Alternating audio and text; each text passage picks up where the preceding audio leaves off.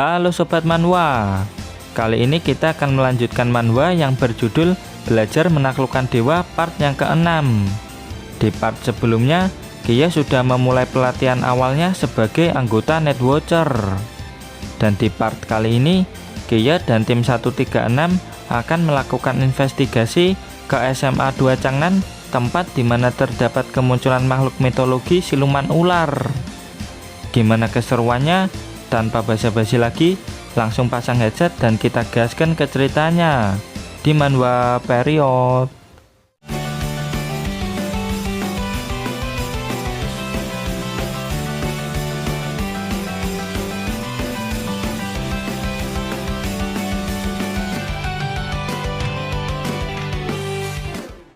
Di pagi hari yang cerah, terlihat Kiya yang sedang berangkat ke kantor Netwatcher. Gara-gara semalam mempraktekkan ilmu pedang yang diajari sama kapten, sekarang Kiya jadi kurang tidur. Lalu dari atas, Mbak Hongying berteriak memanggil dan menyuruh Kiya untuk segera naik. Soalnya ada hal penting yang sedang terjadi. Sampai teriak-teriak begitu, apa ada kemunculan makhluk mitologi? Tanya Kiya. Mbak Hongying mengiyakannya. Sambil berjalan ke ruang kantor, Mbak Hongying menerangkan kalau makhluk mitologi yang muncul kali ini bisa sangat merepotkan. Dan tempat kemunculan makhluk mitologi itu adalah SMA 2 Changnan, tempat di mana Kiya bersekolah. Dan saat masuk ke kantor, Kiya melihat Yifei sedang melaporkan kejadian kemarin ke Kapten Muye. "Loh, Kiya, kenapa kau bisa ada di sini?" tanya Yifei. Kiya menerangkan kalau saat ini dirinya merupakan anggota sementara tim Netwatcher. Bisa dibilang kalau Kiya masih magang di organisasi Netwatcher ini. Sontak babang tampan Yifei terkejut. Soalnya mereka semua tahu kalau Kiya itu bergabung dengan tentara. Nggak taunya malah magang di sini. Reuninya bisa menyusul nanti. Sekarang lanjutkan laporanmu, ucap kapten. Yifei pun minta maaf. Gara-gara Kiya, dirinya lupa sudah menjelaskan sampai mana.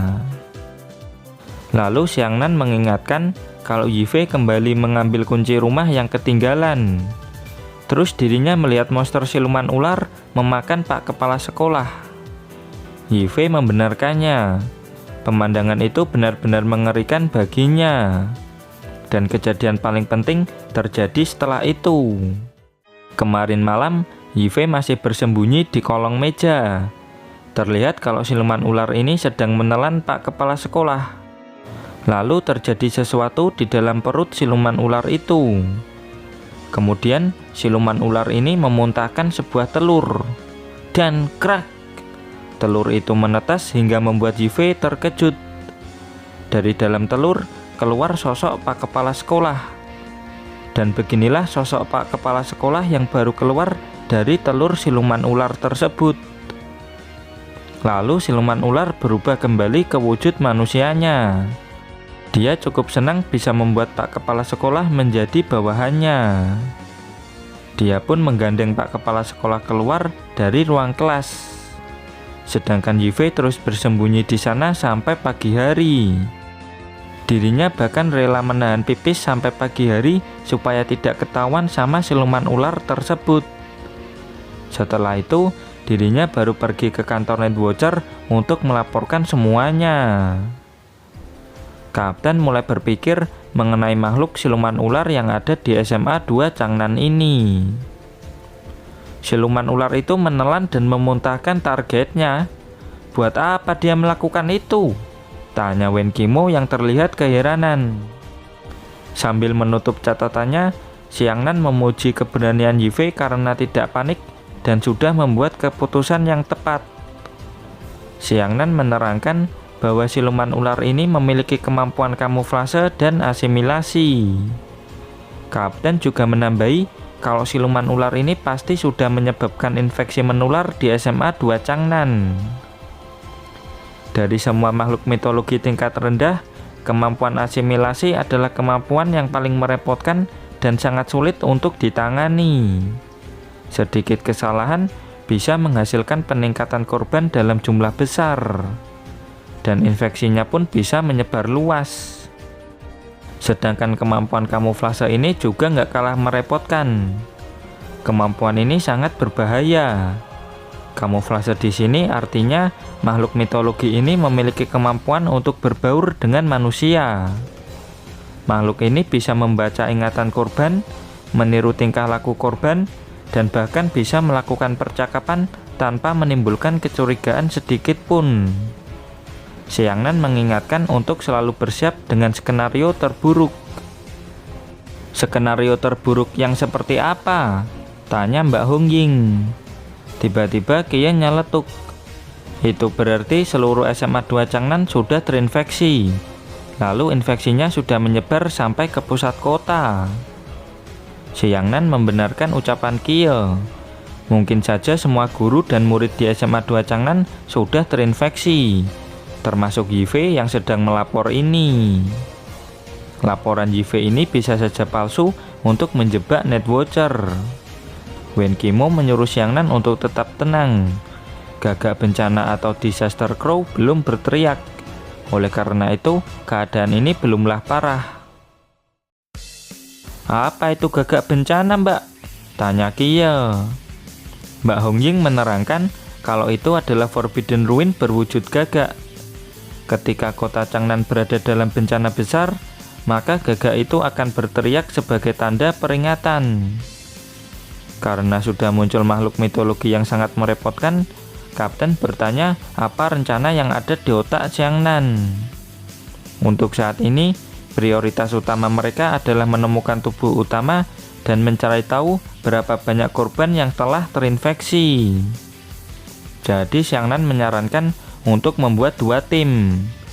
Tim 1 akan menggunakan koneksi korban yang terinfeksi untuk mencari tahu apakah ada korban yang lain. Sedangkan tim 2 akan pergi ke sekolah, melakukan investigasi, dan mencari tubuh utama siluman ular itu secepat mungkin. Setibanya di sekolah, Wen Qimo memberikan seragam olahraga kepada tim 2. Tim 2 yang akan menyusup ke dalam sekolah adalah Mbak Hongying, Xiaonan, dan Kia. Seragam ini terlalu kekecilan buat Mbak Hongying dan Xiaonan. Terus modelnya juga terlihat jadul. Kemudian Bang Lengxuan memberikan sebuah pistol ke Kia. Kia berkata kalau kemampuan menembaknya kan cukup buruk. Jika Kia salah tembak dan mengenai orang lain, gimana? Jadi lebih baik memberikannya ke Mbak Hongying atau ke Xiaonan. Dasar bocah, pistol tidak hanya digunakan untuk membunuh, terang Bang Lengxuan. Kia, ayo buruan, teriak Mbak Hongying dan Xiaonan. Sambil menyimpan pistol pemberian Bang Lengxuan, Kia berjalan menyusul Mbak Hongying dan Xiaonan. Perburuan makhluk mitologi pertamanya Kia pun dimulai. Mereka bertiga mulai bergerak sesuai rencana untuk mencari tubuh utama sekaligus memastikan jumlah korban yang sudah terinfeksi. Mbak Hongying mengingatkan Kia untuk selalu berkomunikasi lewat radio. Oke Mbak, ucap Kia.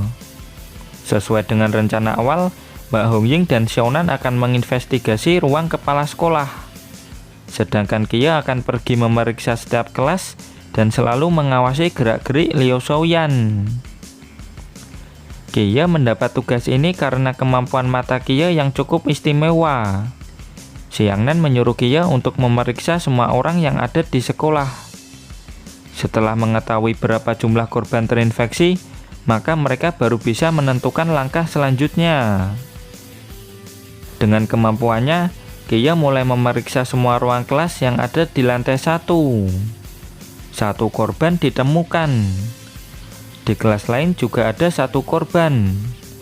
Di kelas selanjutnya malah ada 2 korban. Dan di kelas berikutnya ada lebih banyak lagi korban terinfeksi. Kia pun melapor kalau di lantai 1 aja udah ada lebih dari 6 korban terinfeksi. Xiangnan dan Kapten cukup terkejut dengan laporan korban terinfeksi dari Kia. Hal ini benar-benar gawat. Jika siluman ular itu sampai mengamuk, maka para siswa tidak akan punya kesempatan untuk menyelamatkan diri. Baru di lantai 1 aja udah ada lebih dari 6 korban terinfeksi. Lalu ada berapa banyak korban terinfeksi di seluruh sekolah? Batin Kia. Kapten Muya mengingatkan Kia untuk melanjutkan investigasi dengan hati-hati. Jangan sampai disadari oleh siluman ular itu. Kia pun mengiyakan perintah kapten. Dan sekarang Kia sudah sampai di depan ruang kelasnya. Assalamualaikum, ucap Kia. Sontak Pak Guru langsung marah karena Kia datang terlambat. Bahkan Kia sampai tidak masuk sekolah selama 2 hari. Kia menerangkan bahwa matanya bermasalah lagi, sehingga harus rawat inap di rumah sakit. Pak Guru pun menyuruh Kia duduk dan melanjutkan pelajarannya. Saat berjalan, Kia sempat berpapasan dengan Yifei. Terlihat kalau dirinya ini cukup kesal. Ternyata kemarin Yifei meminta ikut bergabung dengan organisasi Netwatcher. Dia sudah pernah melihat monsternya. Pasti dirinya bisa berguna. Yifei bahkan sampai menundukkan kepala kepada Kapten Muya supaya diizinkan bergabung. Yifei bilang kalau cita-citanya adalah menjadi sosok pahlawan dan melindungi warga kota Changnan. Jika misi kali ini berjalan lancar, maka kapten akan memberi Yifei kesempatan. Kia pun berjalan melewati salah satu teman perempuan di kelasnya. Dan cewek ini merupakan salah satu murid yang sudah terinfeksi di kelas Kia. Cewek ini berniat untuk mengubah Kia menjadi salah satu dari mereka. Meskipun kondisi ini sangat gawat, kelas Kia masih berjalan normal-normal saja seperti biasa. Singkat cerita, kelas pun berakhir. Si babang tampan Yifei bertanya gimana situasinya saat ini. Kia menerangkan kalau dirinya perlu kesempatan untuk mendeteksi semua orang yang ada di sekolah ini. Kia berniat untuk memeriksa semua orang ketika upacara dimulai. Hanya itulah satu-satunya kesempatan Kia untuk memeriksa semua orang yang ada di sekolah ini dengan efisien. Kemudian panel berpindah ke tempat Mbak Hongying dan Xiaonan berada. Mereka berdua memeriksa ruang kepala sekolah. Membuka ruang ini bisa membuat mereka berdua ketahuan. Namun tidak ada pilihan lain lagi. Jadi Mbak Hongying akan membukanya dengan sebuah alat yang ia bawa. Maklek, pintu pun berhasil terbuka. Assalamualaikum, ucap Xiaonan. Mbak Hongying senang karena ruang ini terlihat kosong. Mereka pun harus segera memeriksa ruangan ini dengan cepat sebelum Pak Kepala Sekolah kembali. Terlihat gelas kopi yang masih hangat. Itu artinya Pak Kepala Sekolah belum lama pergi. Mbak Hongying menyuruh Xiaonan untuk mencari petunjuk dengan teliti. Jangan sampai melewatkan satu hal pun. Tiba-tiba Mbak Hongying mencium bau busuk yang cukup menyengat. Bau busuk itu berasal dari bawah meja. Nggak pakai lama, Mbak Hongying langsung membongkar keramik yang terlihat mencurigakan itu. Dan betapa mengejutkannya sesuatu yang ada di bawah sana. Terlihat kulit manusia yang sedang direndam sama cairan hijau yang aneh. Kemudian upacara pun dimulai. Semua siswa berjalan menuju ke lapangan untuk melaksanakan upacara. Babang tampan bertanya, berapa banyak korban terinfeksi di kelas mereka? Lin Kia bilang kalau ada 2 orang, yaitu Liu Shaoyan dan Han Ruo. Lalu babang tampan bertanya, ada korban lain tidak di depan mereka ini? Kia bilang kalau ada 1 orang, yaitu seorang cewek yang berada di baris kelima. Yifei tahu nama gadis itu, yaitu Tianli, dari kelas sebelah. Dan dia juga satu asrama dengan Liu Shaoyan. Kia menduga kalau infeksi ini berawal dari asrama putri. Kemudian Kia menghubungi Mbak Hongying dan Xiaonan supaya pergi memeriksa asrama putri. Mbak Hongying pun langsung bergegas menginvestigasi asrama putri. Ketika upacara dimulai, babang tampan bertanya, apa Kia sudah selesai memeriksa semua orang? Kia bilang kalau dirinya tidak bisa memeriksa semua orang dari tempatnya sekarang. Tapi Kia punya rencana sendiri untuk bisa memeriksa semua orang. Gak pakai lama, Kia meminta ke si Fajar supaya dia saja yang membawa benderanya. Kia beralasan kalau Pak Kepala Sekolah menyuruh dirinya untuk mengibarkan benderanya. Si Fajar agak keberatan. Tapi kalau itu perintah dari kepala sekolah, ya apa boleh buat. Upacara bendera pun dimulai. Kia membawa bendera sambil memimpin para petugas upacara. Melinda pun agak berisik karena melihat ketampanan Kia dari bawah. Sebenarnya apa yang sedang dipikirkan sama Kia? Batin Yifei. Dari tempatnya sekarang, Kia bisa memeriksa semua orang. Ternyata ada sangat banyak korban terinfeksi di sekolahnya. Dan ini sangat buruk. "Hei, mau kemana kau?" ujar Fajar. Kia berjalan lurus yang membuat semua orang keheranan. Untungnya mereka menganggap kalau Kia ini cuman grogi. Kia langsung bergegas pergi dari lapangan upacara. Dia juga langsung melapor ke kapten untuk segera bersiap-siap. Di tempat lain, kapten menenangkan Kia. Kapten menyuruh Kia untuk menjelaskan situasi di sekolah dengan tenang. Setelah memeriksa semua orang yang ada di sekolah, Kia menemukan fakta bahwa sudah ada lebih dari 60 korban terinfeksi di sana. Sudah tidak mungkin menyelesaikan masalah ini dengan cara sembunyi-sembunyi. "Jumlah mereka terlalu banyak, Kapten!" teriak Kia dengan panik.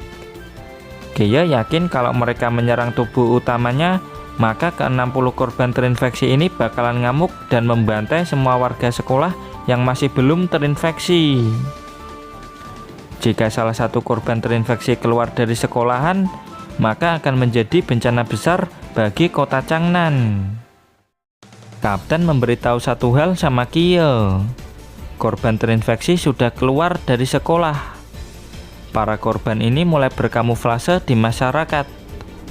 Dan saat ini, kapten mulai menginvestigasi rumah Liu Shoyan dan kepala sekolah. Dan diketahui fakta bahwa semua anggota keluarga mereka sudah terinfeksi semua. Saat ini, kapten sedang menghadapi Pak Kepala Sekolah. Dan sering. Dengan ini, kapten sudah membersihkan 2 area terinfeksi. Dan dewak. Karena infeksi sudah menjalar sampai luar sekolah, itu artinya mereka harus bersiap menghadapi skenario terburuk yang sudah diperkirakan sama Xiangnan. Saat ini, kapten dan Xiangnan akan terus menginvestigasi hubungan sosial korban dan mencegah infeksi ini supaya tidak menyebar luas.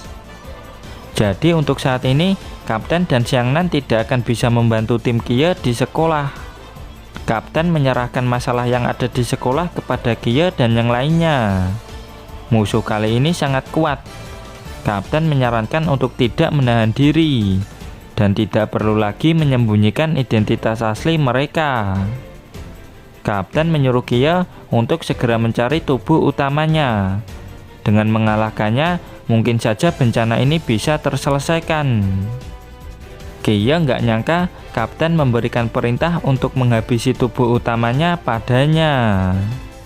Sedangkan di tempat lain, kapten menyuruh Bang Lengxuan untuk menggunakan NCS di SMA 2 Changnan, sehingga Kia dan kawan-kawan bisa bertarung sekuat tenaga tanpa perlu menahan diri. "Siap, Kapten," ucap Kia sambil pergi mencari tubuh utama siluman ular itu. Lalu kapten mengajak Xiangnan untuk lanjut ke tempat berikutnya. Lalu Xiangnan bertanya, apa tidak terlalu berbahaya menyerahkan masalah ini pada Kia? Kapten menerangkan kalau Kia itu berbeda dengan mereka.